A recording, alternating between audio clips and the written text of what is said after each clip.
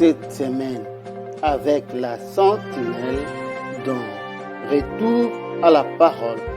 Démarrons avec le témoignage d'une ex-épouse de Lucifer.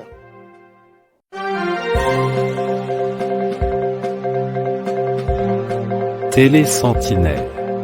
Dans ses recherches, elle est tombée sur le diable avec qui ils ont tissé une relation. Séverine raconte son histoire dans ses témoignages. Pendant 2 semaines, elle va nous tenir en haleine avec ses témoignages combien percutants. Suivons la première partie. Donc je suis Séverine et Jésus m'a délivré du pacte que j'avais fait à mon insu avec le diable. Jésus m'a délivré. Aujourd'hui, Jésus, c'est mon sauveur et mon Seigneur. Sans Jésus, aujourd'hui, je serais morte. Pas d'autre mot, je serais morte.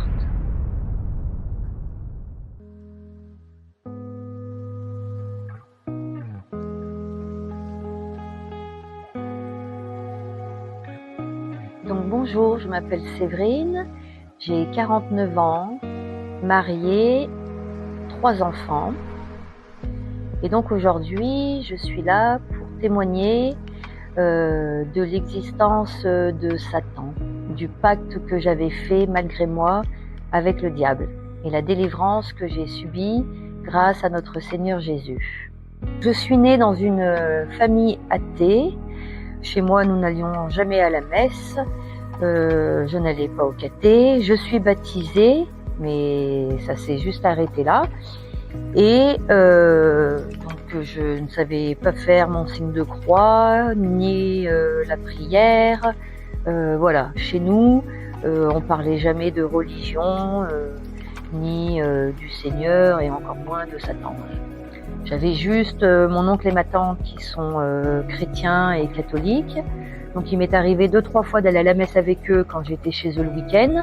Mais sinon, voilà, je ne connaissais rien à tout ça. Par rapport à Jésus, j'ai toujours un petit peu cru qu'il y avait comme une espèce de force dans l'univers qui pouvait nous aider. J'ai toujours cru aux esprits. J'en ai même appelé dans ma jeunesse. Voilà, tout ce qui est le paranormal m'a toujours intriguée. Ma mère avait beaucoup peur du diable. Quand on a commencé à des fois en parler quand on était au collège, un jour j'avais dû lui parler que je voulais jouer aux esprits avec mes copines, et ma mère, elle m'a toujours dit surtout ne fais pas ça dans la maison, c'est hors de question, c'est dangereux, je veux pas en entendre parler. Et ma mère m'avait toujours mis en garde avec ça. Mais bon, on est jeunes, c'était, on va dire, un petit peu la mode au collège de jouer avec des verres pour faire venir des esprits. Donc en fait, j'ai pas écouté ma mère et j'ai commencé à faire les esprits avec une copine quand j'étais en 4e. Donc vers 14-15 ans, j'ai commencé mes premières séances de spiritisme avec un verre. C'est vers l'âge de 14 ans où j'ai été curieuse sur les fantômes, sur les esprits, sur tout ça, quoi. À l'époque, j'avais encore perdu personne, donc je pouvais pas trop, entre guillemets, jouer avec le verre. Mais un jour, quand j'ai perdu ma grand-mère, il me semble que c'est là que j'ai commencé à vouloir me mettre en communication avec elle et commencer à appeler les esprits avec un verre. C'est une copine à moi qui a commencé à me parler justement des esprits et de jouer avec un verre. C'était ma meilleure amie à l'époque. Elle m'avait dit tiens, on pourrait essayer, ça peut être marrant. Donc on avait décidé un mercredi après-midi de faire ça dans ma chambre. C'était en 3e parce qu'on voulait savoir si on allait avoir le brevet, ça me fait penser.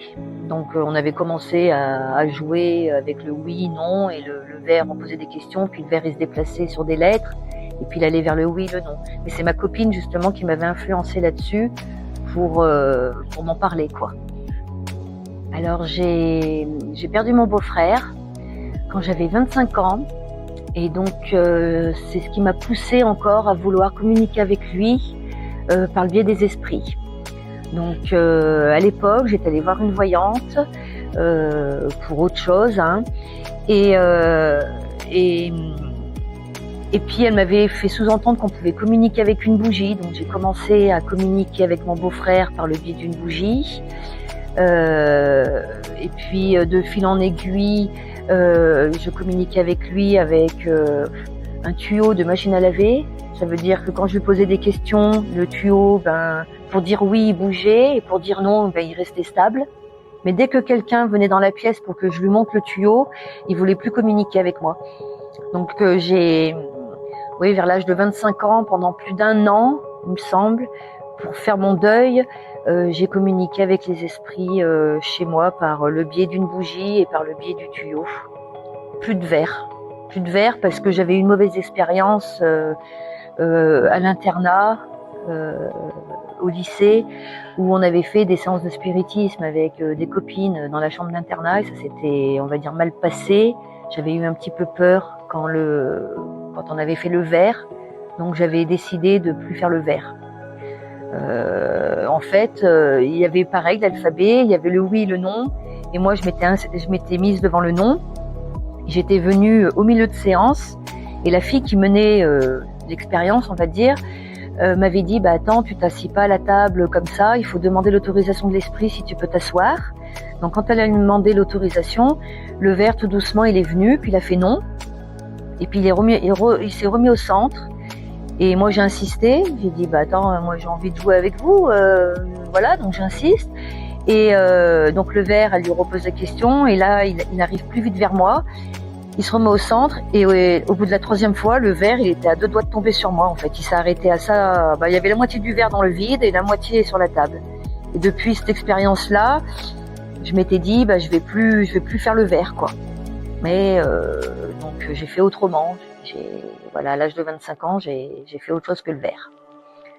Alors en 2018, j'ai voulu arrêter mon travail parce que ça faisait déjà 2 fois que je subissais de l'harcèlement moral. Donc je savais pas trop dans quel domaine je voulais travailler, mais je voulais aider mon prochain. Je me rappelle que ma mère m'avait acheté un livre à Noël. Je me rappelle plus du titre. Mais le livre, j'ai commencé à ouvrir le résumé du livre, et là c'était 3 personnes qui étaient en reconversion, et il y a une des personnes qui s'était reconvertie en hypnothérapeute. Shalom. Faire des recherches est un bel exercice intellectuel. Mais attention, qu'est-ce que nous devons chercher réellement, nous les enfants de Dieu? La Bible nous indique ce que nous devons chercher pour notre vie. Retour à la parole.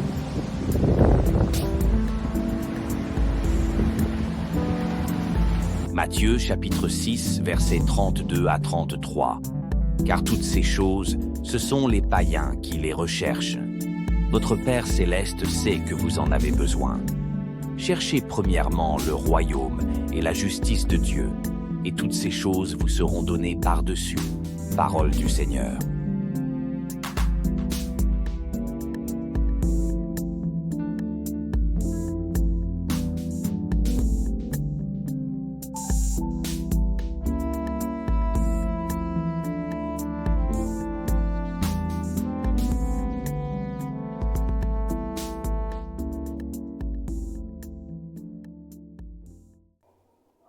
Bien-aimés dans le Seigneur, c'était là la première partie du témoignage de Séverine.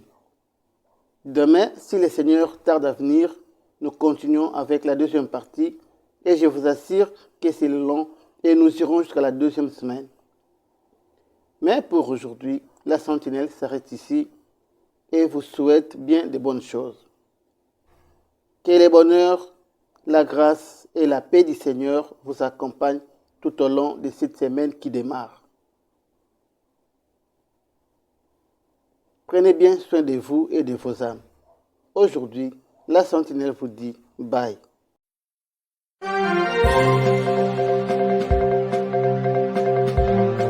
Télé Sentinelle, la chaîne chrétienne sur YouTube qui vous ouvre les écluses de la parole de Dieu avec la sentinelle Michael M. Peoy. C'est le temps de nous réveiller du sommeil spirituel.